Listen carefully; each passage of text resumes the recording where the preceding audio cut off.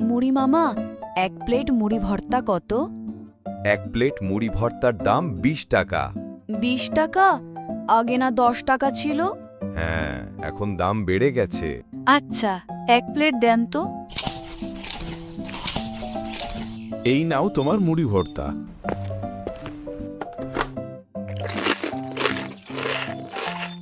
বাহ মামা, খুব মজা হয়েছে তো।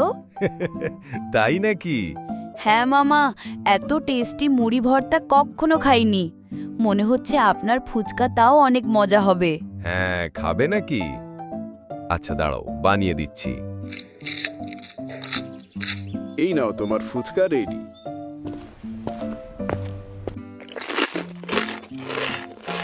বাহ, ফুচকাটাও তো খুব মজা। মামা, আপনার হাতে তো জাদু আছে। ধন্যবাদ।